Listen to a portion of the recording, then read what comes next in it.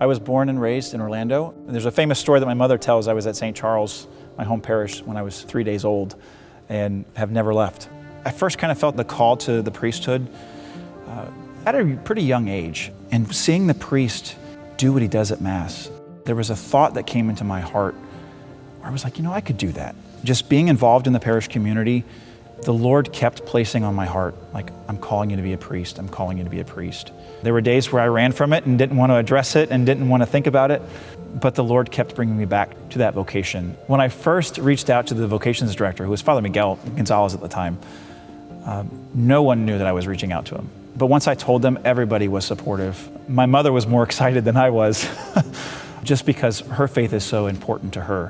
When my mother was pregnant with me, there were some complications that came up, and the doctor was doing some tests, and he actually came back to Mom and said, we think that your child's going to be born with Down syndrome and be physically deformed. It's in his best interest and your best interest, as he was saying to my mother, that the pregnancy really be terminated.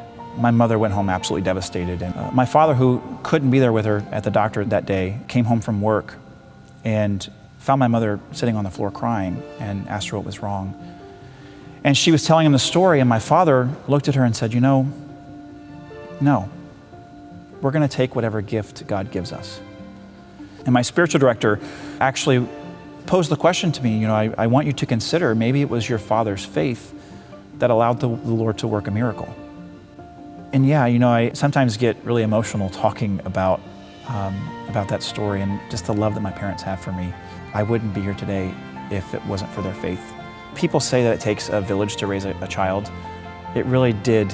In my case, it really took the community of St. Charles, the whole community, to really foster the vocation to the priesthood that the Lord put on my heart. As I continued to pray, continued to be involved in the parish, continued to take my faith seriously, I was diving ever more deeper into my relationship with the Lord. And I think being able to bring Jesus and make Jesus present in the Eucharist as a priest and bringing that Eucharist to others, that's going to be such an incredible and powerful part of my ministry. I'm looking forward to just being an instrument that the Lord uses to be Him and to make Him present in the lives of His people. And it's been an incredible journey, and I'm looking forward to getting into a parish and serving the diocese as a priest.